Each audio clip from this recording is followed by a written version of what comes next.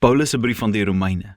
Dis een van die langste en betekenisvolste dinge wat ooit geskryf is deur die man wat voorheen bekend was as Saulus van Tarsus.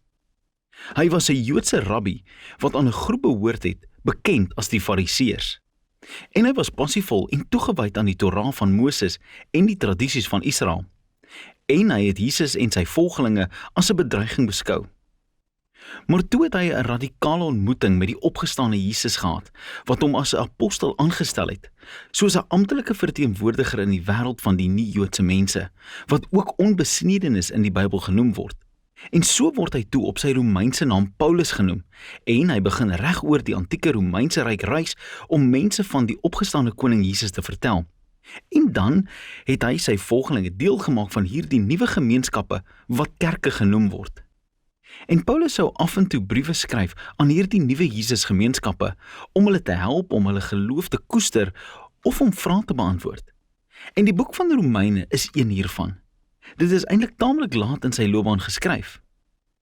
Nou ons weet uit die boek van Handelinge dat die Romeinse kerk al 'n geruime tyd bestaan het en dat dit uit Joodse en nie-Joodse volgelinge van Jesus bestaan het.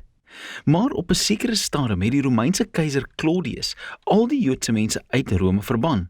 En toe omtrent 5 jaar later was al daardie Jode, insluitend die Jesus-volgelinge, toegelaat om terug te keer.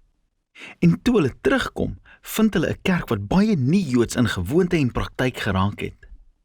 En dit veroorsaak dan so baie spanning dat die Romeinse kerk in Paulus se tyd verdeeld was. Mense het van mekaar verskil oor hoe om Jesus te volg. Hulle het gedebatteer of nie-Joodse Christene die Sabbat moet hou of kosher eet of besny moet word. En daarom het Paulus hierdie brief geskryf om 'n paar dinge te bereik. Hy wou hê hierdie verdeelde kerk moet verenig word en vir 'n praktiese doel. Hy het gehoop dat die Romeinse kerk die wegspringplek sou word vir sy missie om selfs verder wes te gaan, al die pad tot in Spanje. En so het hierdie omstandighede Paulus gemotiveer om sy volledigste verduideliking oor die evangelie te skryf. Die goeie nuus wat hy oor Jesus se lewe, dood en opstanding wou aankondig. Die brief is ontwerp om 4 hoofbewegings te hê, maar dit is saamgevat as een lang vloeiende verkenning van die evangelie.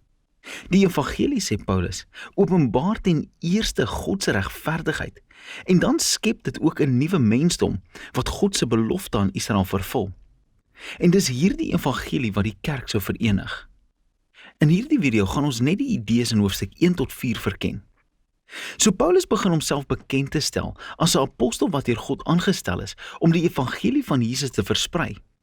Hoe hy die Messias van Israel is, wat uit die dood opgewek is as die seun van God, koning van die nasies. En Jesus roep nou die hele mensdom om onder sy liefdevolle heerskappy te staan. En Paulus sê, die goeie nuus oor koning Jesus is eerstens God se krag om mense te red wat hom vertrou, en tweedens openbaar dit God se regverdigheid. Nou regverdigheid is 'n veelzeggende Ou Testamentiese woord vir Paulus. Dit beskryf God se karakter, dat hy altyd geregtigheid laat seëvier, wat reg en wat goed is, maar ook dat hy getrou en regverdig is om sy beloftes te vervul.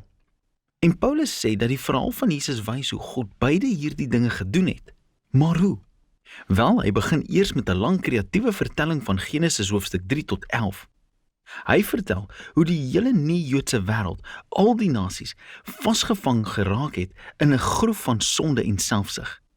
Die menslike hart en verstand is gebroken, sê Paulus. Ons het van God af weggedraai om afgoderry te omhels, wat beteken om jou diepste betekenis te vind in dinge wat gemaak is, en dan om uiterse trou te sweer aan daardie dinge wat nie God is nie. Dit veroorsaak 'n verdraaiing van ons menslikheid en destruktiewe gedrag. En wat dus oorbly is 'n mensdom wat skuldig voor 'n eerlike en regverdige God staan, waarop die mense van Israel dalk kan sê, wel, dis dan 'n goeie ding dat God ons mense uitgekies het uit die nasies. Hy het ons gered uit slawerny in Egipte. Hy het ons die wette van die Torah gegee, soos die Sabbat, om kosher te eet en besnydenis.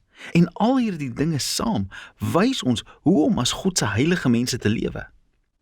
Maar Paulus sê, nie so vinnig nie. Hy herroep die storielyn van die Torah en die res van die Ou Testament, wat wys dat Israel net so sondig was en afgoddiens gepleeg het en moreel gebroke was as die res van die mensdom. Israel is eintlik meer skuldig as die nie-Jode, sê Paulus, want hulle het die Torah. Hulle behoort van beter te weet. En dis kom Paulus tot die gevolgtrekking. Die hele mensdom, nie-Jode en Israeliete, is almal hopeloos vasgevang en skuldig voor God. Maar dis nie die laaste woord nie. Die goeie nuus oor Jesus is God se antwoord. In plaas daarvan om die mensdom skuldig te hou, het Jesus as Israel se Messias gekom om namens alle mense as 'n offer vir sonde te sterf. As ons verteenwoordiger het Jesus op homself al die regverdige gevolge van pyn, die sonde en die dood geneem wat ons in die wêreld veroorsaak het. En hy het dit alles oorwin deur sy opstanding uit die dood.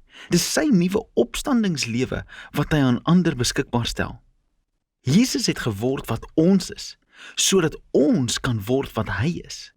En dit, sê Paulus, is hoe God diegene regverdig wat vertroue het of geloof in Jesus. Nou regverdiging is 'n ander veelzeggende Ou Testamentiese term vir Paulus, en dit hou verband met God se regverdigheid. Dit beteken letterlik om regverdig te verklaar. As gevolg van dit wat Jesus namens ons gedoen het, het ons 'n nuwe status voor God ontvang. In plaas daarvan om ons skuldig te bevind, verklaar God dat 'n persoon in 'n regte verhouding met hom is en vergewe is. Regverdiging lei ons tot 'n nuwe familie. Die persoon wat op Jesus vertrou, kry 'n plek tussen God se verbondsmense. Regverdiging lei ook tot 'n nuwe toekoms wat die begin is van 'n reis van lewensverandering deur God se genade. En so is al hierdie dinge oor regverdiging God se geskenk aan diegene wat deur hulle geloof in Christus is. En so lei dit Paulus in hoofstuk 4 om die eislike implikasie te verken wat dit inhou oor wie deel kan wees van God se verbondsfamilie. Hy gaan terug na die verhaal van Abraham in Genesis hoofstuk 15. Voor enige van die wette van die Torah aan Israel gegee is Abraham geregverdig of regverdig verklaar voor God. Hoe is dit moontlik? Wel, God het beloof dat Abraham die vader sou word van 'n groot multi-etniese familie wat God se seun sou ontvang. Maar hy en sy vrou Sara was regtig baie oud en hulle kon nooit kinders hê nie. Maar nogtans het Abraham radikale geloof en vertroue gehad in God se belofte en dus het God hom regverdig verklaar.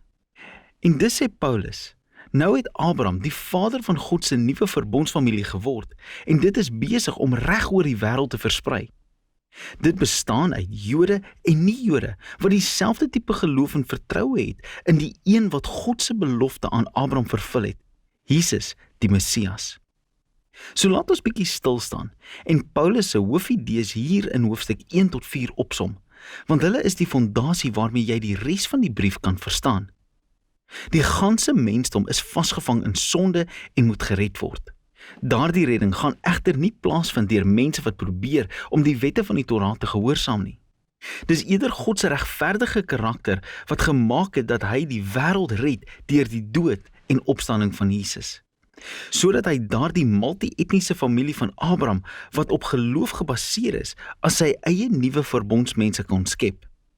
En so gaan Paulus wys dat hierdie nuwe familie deel is van iets baie groter wat hulle roep om op 'n hele nuwe manier saam te leef.